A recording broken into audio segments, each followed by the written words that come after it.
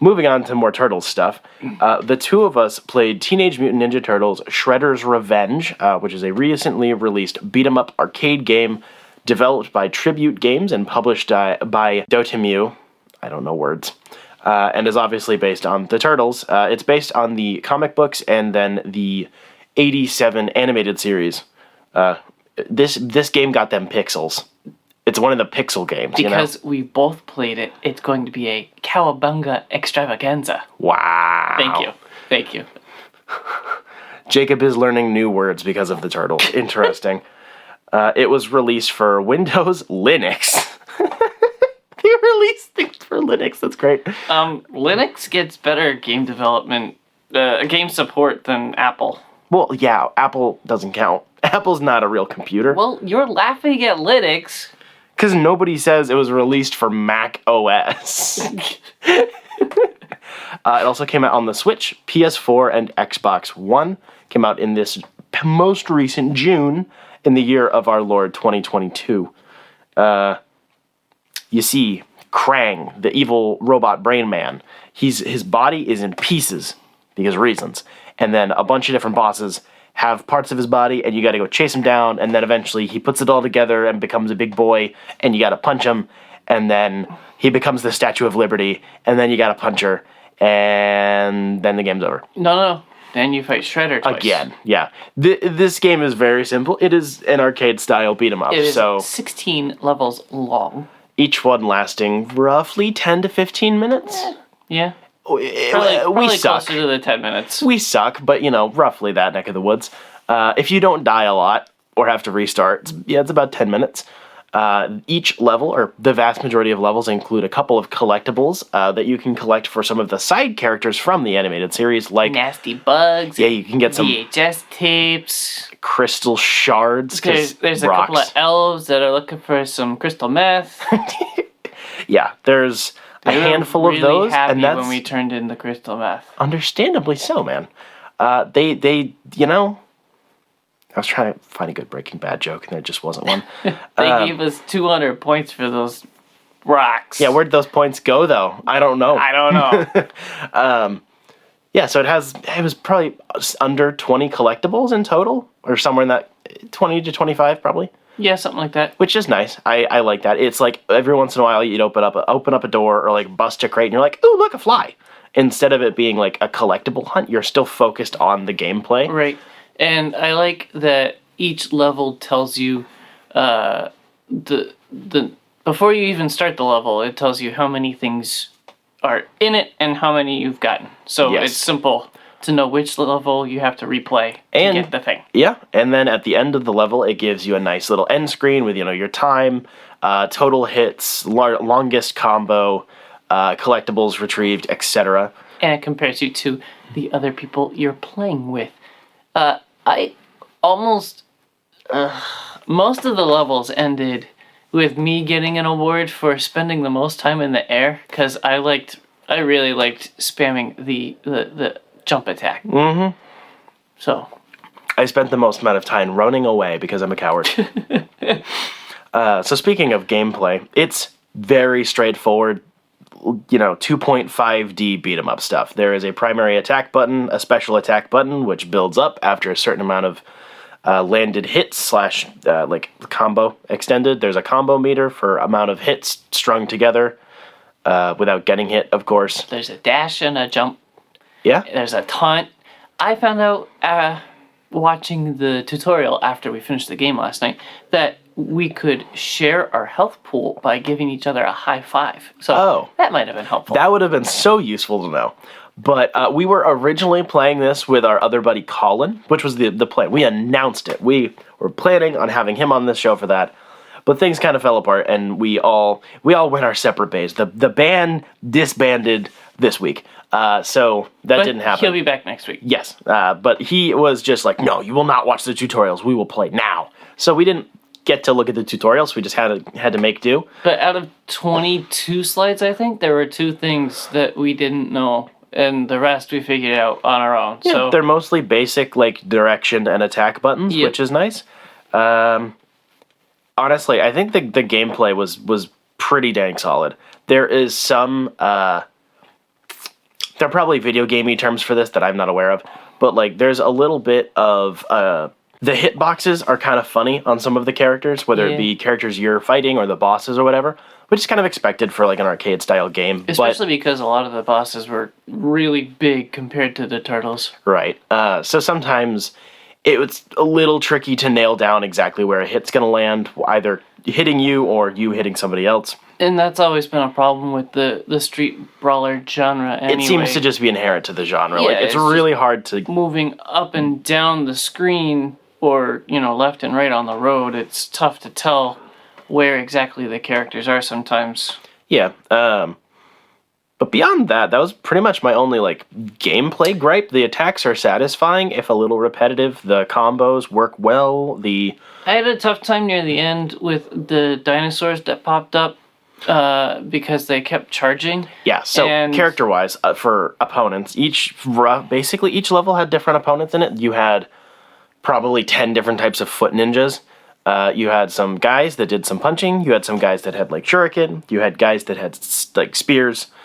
Each had slightly different gameplay. And then there's some levels where there are dinosaurs. There are some Triceratops-looking motherfuckers. And those were the worst. Just because I've played a lot of Dark Souls, I'm going to use that terminology. Is like, I would dodge and still get hit, or I'd be in an animation, like my special animation, and still get hit. And it's like, there were no iframes, basically, of being safe. It was like, if you touched a bad guy, you get hit. Yeah. And it was very frustrating trying to manage the level because there was no safety.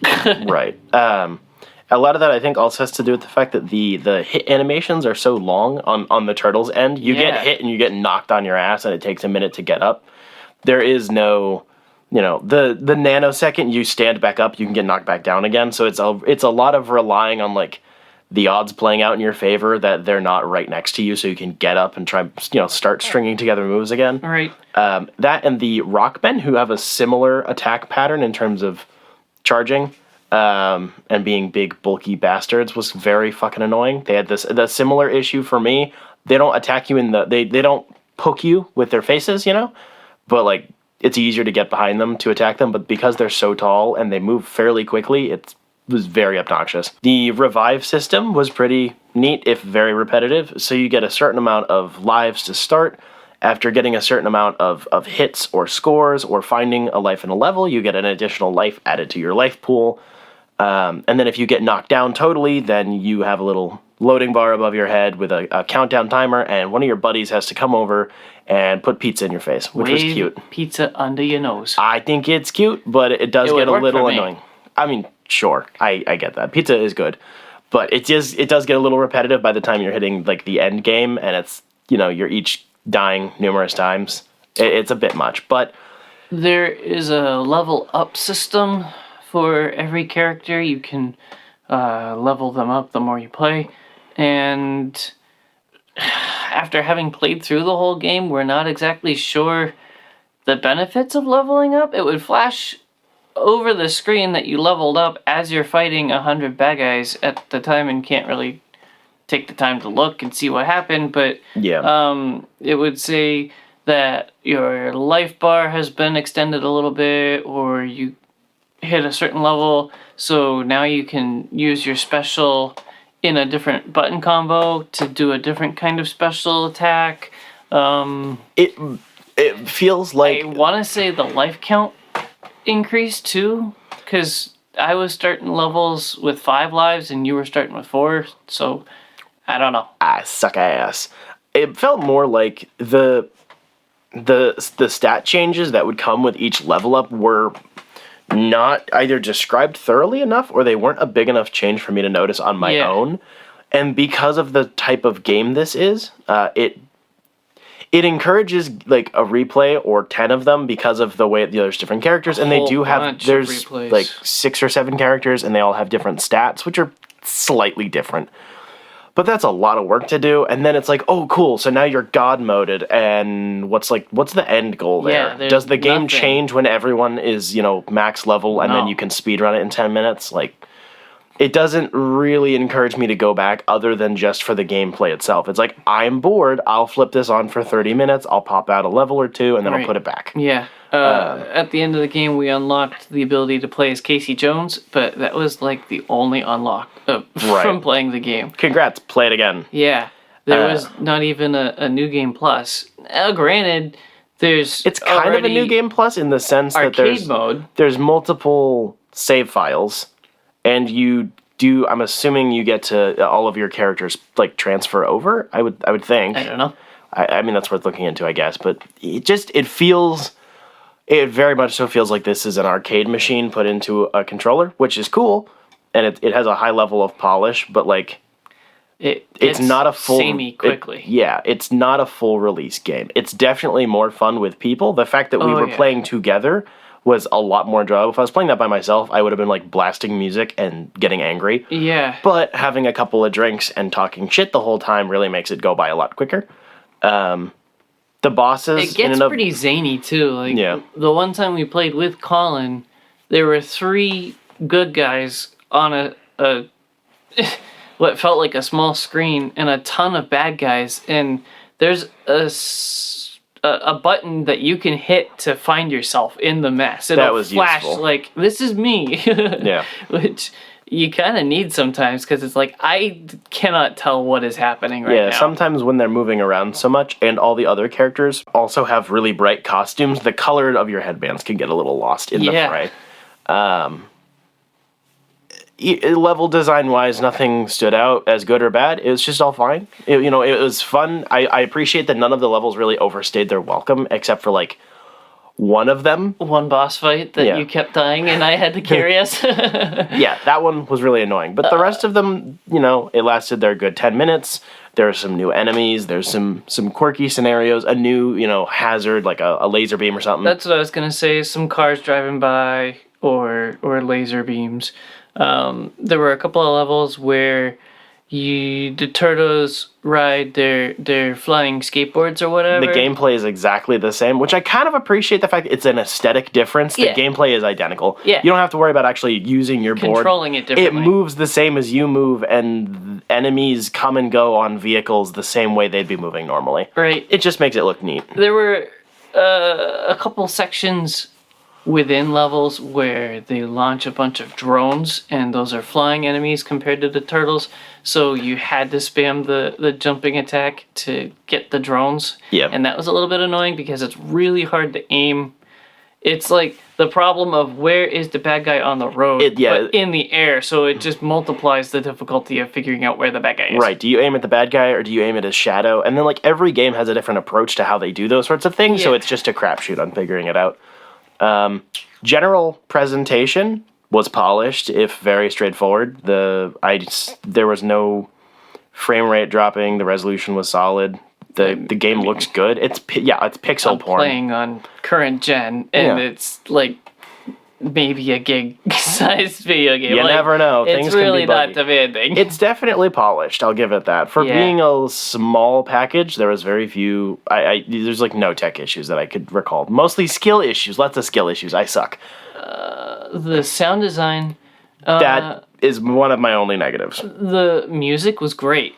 Yes. The music was fantastic. It is tough though. So there's a taunt button that you can hit that lets your character take a breather, and most of the characters will taunt the enemies, and it takes, 15 seconds to... I mean, probably like 4, but, sure. It feels a lot longer. It feels long, and then each character only has one taunt, and it plays the same audio clip each time. The taunt is to give yourself a special, and you get like 2 or 3 specials stacked on top of the other, so...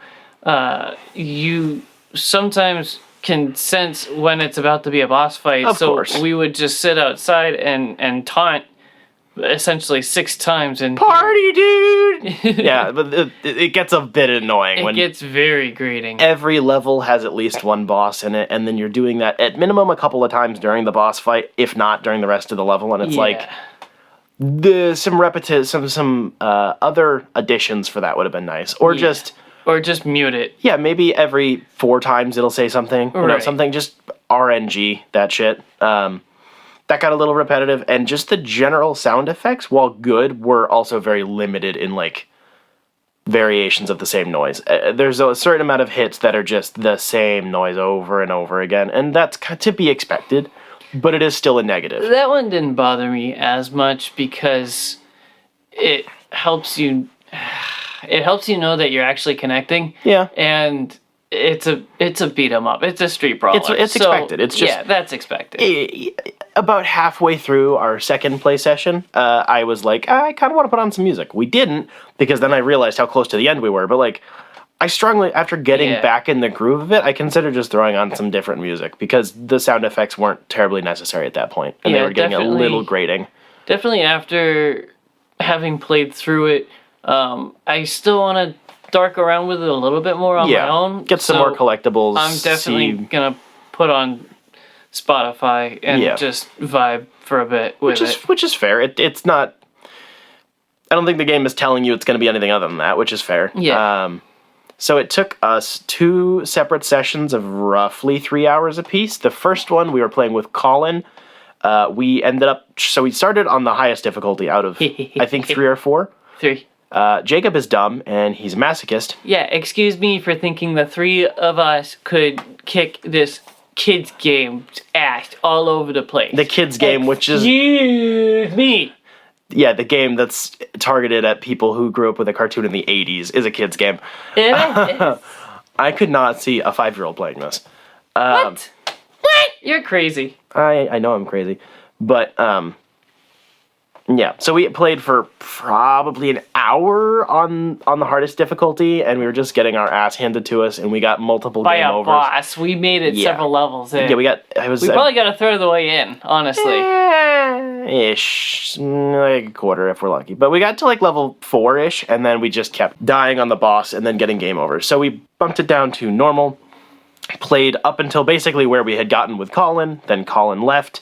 And then our second session yesterday took about another 3, maybe 4 hours to get through the rest of the game. It's definitely short, and it's definitely an arcade shooter. Yeah. Or not arcade shooter. Arcade beat 'em up. Yeah. So I can't really complain about length. It didn't overstay its welcome. If it was like 30 levels and we tried to binge it, I probably would have gotten annoyed. Like, I get it's always a difficult thing between how much content do you want versus how much is just kind of too much of the same. And if they didn't have any more ideas on unique enemies or unique bosses, then like probably cut it off when you've let them run their course. You fight Shredder 3 times through the game. They're all different forms, and like that's it.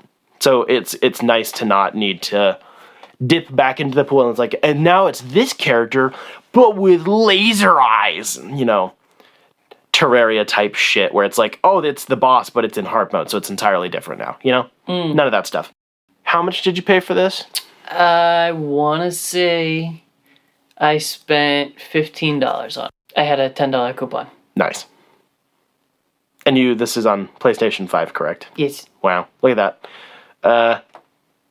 So I just said it like an hour ago. This feels like it would be $20 on like Xbox Live Arcade from the 360 era. Or like $20 on like the current Xbox Series / Xbox One store. Like, it feels like for a physical release, it's probably asking a bit much. It launched at the full 60, and Oh, no, it didn't. What? No way. It launched at 25. What? Yep. So, currently, it is launching on Xbox One for $35 in, like, a couple of weeks. I don't know why that was a delayed release. So, somewhere in the $25 to $35 range seems like the teeniest bit too much. Tiny little itty-bitty bit much. Little sale, small sale. Yep. Or gift card with coupon. You know? Added value if you have at least one other friend. Absolutely. I mean, I would love to get 5 or 6 people, a full party in on it, but I don't have that many friends, so. I can see it being decent on your own on like a Switch, just because of like just the screen being like right there, you know. Yeah. But definitely on a full size console, it's much better with friends. It's designed for that. It's a co-op game, right? Possibly the best co-op game.